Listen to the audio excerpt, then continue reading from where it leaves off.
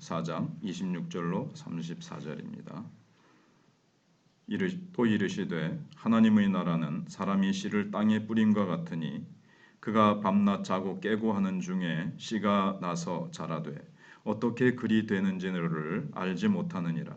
땅이 스스로 열매를 맺되 처음에는 싹이요 다음에는 이삭이요 그 다음에는 이삭에 충실한 곡식이라. 열매가 익으면 곧 낫을 대나니 이는 추수 때가 이르렀음이라. 또 이르시되 우리가 하나님의 나라를 어떻게 비교하며 또 무슨 비유로 나타낼까? 겨자씨 한 알과 같으니 땅에 심길 때에는 땅 위의 모든 씨보다 작은 것이로되 심긴 후에는 자라서 모든 풀보다 커지며 큰 가지를 내나니 공중의 새들이 그 그늘에 깃들일 만큼 되느니라. 예수께서 이러한 많은 비유로 그들이 알아들을 수 있는 대로 말씀을 가르치시되 비유가 아니면 말씀하지 아니하시고 다만 혼자 계실 때에 그 제자들에게 모든 것을 해석하시더라. 아멘. 어떤 부부가 도시에 살다가 이제 농촌에 와서 농사를 짓게 됐는데 처음에 이제 씨를 뿌리고 새싹이 돋고 이제 푸른 잎으로 자라서 열매 맺는 이 원리를 참 체험하면서 비밀의 문을 여는 듯한 신비로움을 느꼈다고 합니다. 오늘 우리가 읽은 본문에서 예수님은 그 팔레스타인의 농경 생활에서 흔히 볼 수 있는 광경을 통해서 하나님 나라의 비밀을 말씀해주고 계십니다. 26절에서 예수님께서 하나님의 나라는 사람이 씨를 땅에 뿌린과 같다 이렇게 말씀을 하십니다. 하나님의 나라는 마치 땅에 뿌려진 씨와 같다는 것입니다. 비록 농부가 땅에 씨를 뿌리지만 그런 다음에 그 씨가 땅 속에서 어떻게 생명으로 자라는지는 구체적으로 알 수 없다는 겁니다. 농부는 단지 씨를 땅에 뿌릴 뿐입니다. 그런데 땅에 묻힌 씨에서 싹이 나죠. 그 얼마나 여리고 여린 그 씨에서 탁 우물 틔우고 나온 그게 얼마나 약합니까? 그런데 그 딱딱한 땅을 뚫고 위로 올라오는 것부터 시작해서 모든 게 신비입니다. 마침내 이제 싹이 트고 곡식으로 열매를 맺는 데까지 되는 것을 보면 정말 이걸 인간의 머리로 입으로 다 설명을 못하죠. 물론 농부가 김 메고 거름 주고 하는 수고를 하지만 농부의 의지와 상관없이 농부가 전혀 모르는 어떤 과정을 거쳐서 농부가 깨닫지 못하는 순간에도 자고 있는데도 농부가 뭐 다른 그 밭을 돌보지 않고 다른 일을 하고 있는 동안에도 씨는 계속 자라고 열매를 이제 맺는 겁니다. 하나님이 자라게 하시는 거죠. 예수님께서 이 비유를 통해서 하나님 나라 역시 하나님의 종들의 수고와 헌신이 있지만 결국에는 하나님의 주권적인 통치에 의해서 이루어져 간다는 사실을 가르쳐 주십니다. 그래서 하나님 나라가 분명히 인간의 노력과 수고를 하나님이 필요로 하시지만 그러나 그거에 의해서 이루어지는 것이 아니라 하나님의 열심, 하나님의 주권적인 은혜의 결과로 이루어진다는 것입니다. 그렇다면 나의 신앙이나 내가 속한 교회 공동체, 세계 선교의 완성도 궁극적으로 하나님의 주권적인 통치 아래 하나님의 때가 됐을 때 하나님의 방법으로 또 하나님의 뜻을 따라 이루어져 가고 있다고 말할 수가 있습니다. 아무리 그러니까는 씨를 뿌리고 수고하고 김을 줘도 김을 메고 해도 우리가 아는 대로 비가 와야 되고 하나님이 자라게 해주셔야 되는 거죠. 그래서 결국은 하나님께 달려 있다는 것을 봅니다. 그래서 내가 씨를 뿌린 후에 굳이 내가 열매를 거두려고 무리하지 않을 것이고 뭐 예를 들어서 그거를 잡아 끌어올린다고 빨리 자라라고 잡아 끌어올린다고 이게 뭐 자라는 게 아니죠. 끌어올리면 오히려 망치죠.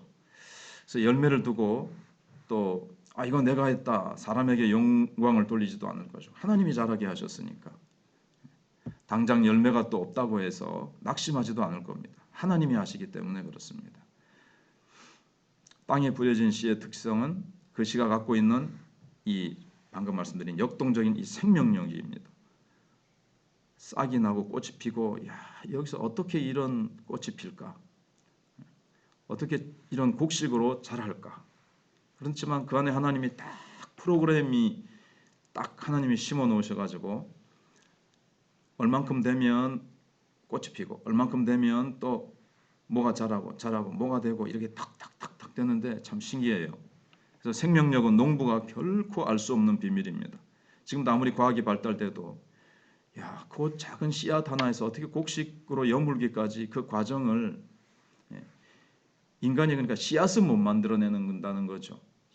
인간이 다른 건 다 만들어내도 생명이 있는 씨앗, 꽃을 또 나무를 어떤 그런 걸 못 만들어내죠. 그래서 하나님의 주권적인 통치로 이루어지는 하나님 나라도 그렇습니다. 하나님 나라는 또 여기 보면 사탄의 방해로 인해 저지되거나 사람이 어떻게 좌우되거나 하지 않습니다. 사람의 힘에 의해서.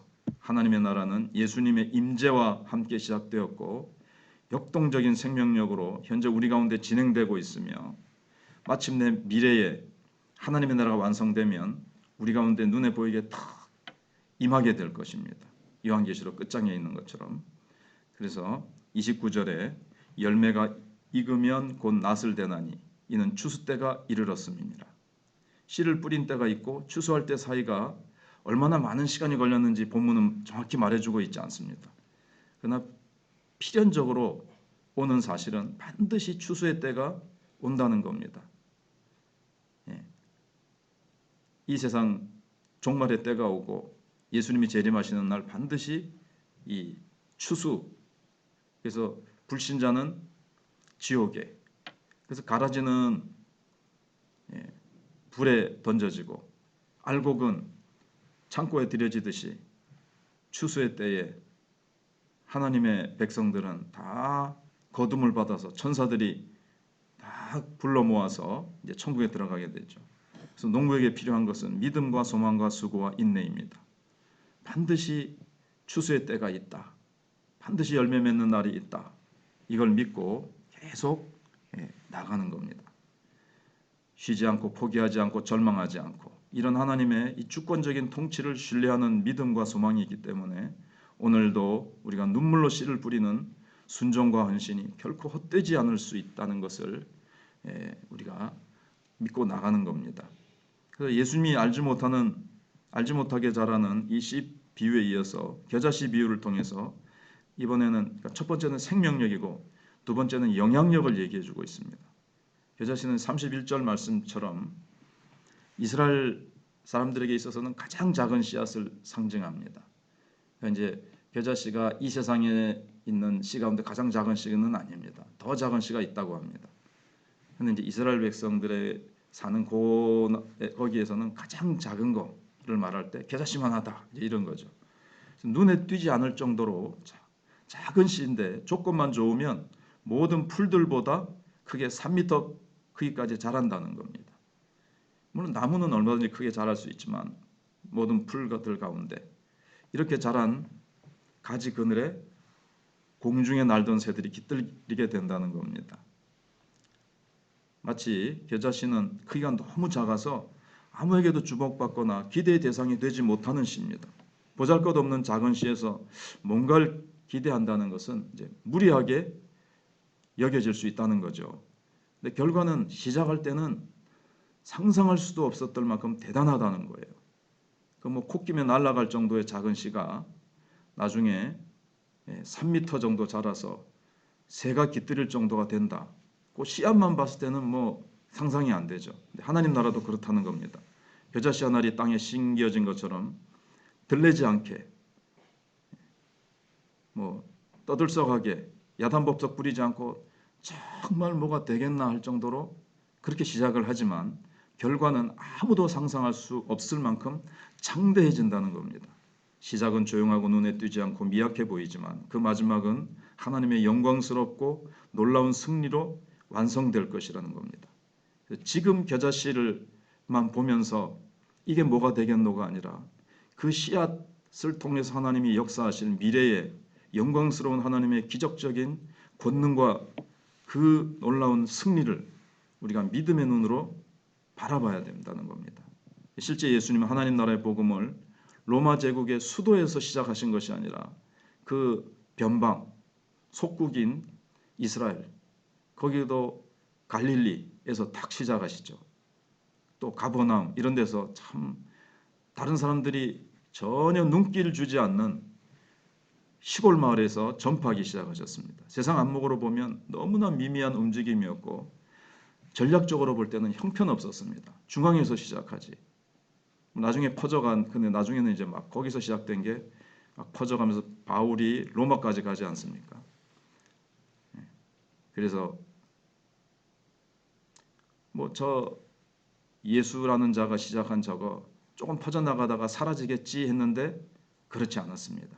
하나님 나라 복음은 그 안에 생명력이 있고 반드시 영향력이 있어서 그것이 로마 제국 중심부까지 퍼져나갔습니다. 그리고 세상 모든 열방과 민족들이 주 예수님의 발 앞에 무릎을 꿇게 될 것입니다. 그래서 지금도 2000년이 지난 지금도 퍼져나가고 있습니다. 지금 우리 한국교회가 수치스러운 질타를 막 세상으로부터 받고 있습니다.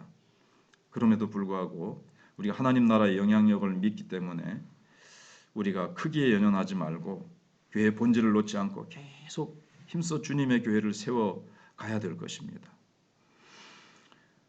그래서 하나님의 교회, 하나님의 나라는 그 안에 우리가 정말 기도하고 눈물로 씨를 뿌린다면 강인한 생명력이 분명히 있습니다. 다른 어떤 장애물들에 의해서 지금 그 생명력이 잘 나타나지 않는데 그 장애물을 걷어내고 우리가 믿음으로 주님 의지하고 우리가 나간다면 그 생명력과 영향력이 반드시 승리하며 완성될 것입니다. 비유로 가르치신 이유를 어제 우리가 잠깐 생각을 했죠. 뒤에 보시면 오늘 말씀에 예수님이 따르는 제자들에게만 이걸 쫙 이렇게 해석을 해주십니다. 그리스도 밖에 있는 자들에게는 이게 너무나도 쉬운 말씀인데도 이해를 할 수가 없어요. 제자들에게는 하나님의 나라의 비밀을 깨달아 들을 수 있도록 자세히 설명을 해주셨습니다. 우리 그리스도인들은 하나님 나라의 비밀을 간직해가지고 믿음과 소망으로 이 땅을 살아가는 자들입니다. 완성이 아직 안 됐죠. 그러나 예수님이 오셔서 씨를 뿌리셨습니다. 그래서 지금 싹이 트고 지금 열매를 맺기 위해서 계속 자라가는 과정 속에 있습니다. 이미 시작됐다는 이 사실. 완성이 안 됐고 완성이 눈앞에 보이지 않지만 분명히 예수님이 오셔서 심으셨고 지금 자라가고 있기 때문에 완성될 것을 믿고 우리가 거룩한 백성답게 계속 살아가기로 결단해야 됩니다. 많은 그리스도인들이 하나님의 나라가 지금 눈에 당장 영광스럽게 보이지 않고 세상 나라가 눈에 보이니까 세상에 젖어서 하나님 나라를 위해서 정말 눈물로 씨를 뿌리고 김을 매주고 또 이 씨를 계속 뿌리고 이것이 잘 자라도록 또 반드시 거두는 날이 있다는 것을 믿고 인내와 소망을 가지고 힘들고 어려워도 눈에 보이는 것을 따라서가 아니라 소망을 따라서 믿음을 가지고 말씀을 붙들고 마침내 완성된다고 하는 참 이 언약을 붙들고 끝까지 순종하는 그런 자를 찾아보기 힘든 이 시대에 우리 마천교회는 믿음으로 나가면 우리 지금 교회 학교가 하나님께서 아이들을 보내주시듯이 또 우리 장년부도 각 기관에도 하나님의 역사가 나타날 것을 믿고 하나님 나라의 이 생명력을 믿고 우리가 믿음으로 기도하며 나가면 하나님께서 역사하실 것입니다. 기도하겠습니다. 하나님 오늘 말씀을 통해서 하나님 나라는 땅에 씨를 뿌린 것 같다고 말씀하셨습니다. 하나님이 말씀의 씨를 예수님을 통해서 이 땅에 뿌리셨고 그것이 퍼져나갔고 로마를 통해서 유럽으로 미국으로 한국으로 또 지금 아프리카로 인도로 이란으로 지금 퍼져나가고 있습니다. 하나님 저희도 우리에게 주신 이 웅동 땅에서 씨를 뿌리고 있습니다. 하나님 그러나 이 씨는 부안의 생명력이 있어서 반드시 역사한다는 것을 우리가 기억하고 낙심하지 않고 이것이 처음에는 겨자씨처럼 뿌린 씨가 눈에 보이지 않고 땅에 심겨진 후에 아무것도 보이지 않는 것 같아도 때가 되면 또 싹시 땅 위로 솟고 이것이 자라고 우리가 계속해서 기도하고 김을 메고 하나님 앞에 믿음으로 부르짖고 인내하며 기다리면 하나님께서 때가 되면 하나님의 방법으로 놀랍게 일하실 것을 우리가 믿게 해 주시옵소서. 당장 열매 눈에 보이지 않는다고 해서 우리가 낙심하지 않게 해주시고 우리의 수고가 헛되다고 생각하지 않게 해주시고 하나님의 주권을 믿고 결국에는 하나님이 일하시고 하나님이 거두신다는 것을 우리가 굳게 믿고 낙심하지 않고 계속 씨를 뿌리며 눈물로 기도하는 저희들 되게 해 주시옵소서. 아버지 하나님, 옥토밭을 우리에게 붙여주셔서 하나님의 역사와 하나님의 영광이 나타나게 해 주시기를 원합니다. 우리가 먼저 또 옥토밭이 되기를 원합니다. 하나님께서 주일학교를 기억하시고 교회학교를 기억하시고 우리 또 환우들을 기억해 주시옵소서. 하나님의 권능이 함께 해 주시기를 원합니다. 하나님께서 모든 은혜를 날마다 또 주일마다 또 초청받았던 각인에게 하나님께서 또 초청받아야 될 사람들을 우리가 계속 찾아내는 일에 또 하나님이 우리의 눈을 열어 찾게 하시고 붙여주시고 하나님이 영광을 거두어 주시옵소서. 감사드리옵고 예수님 이름으로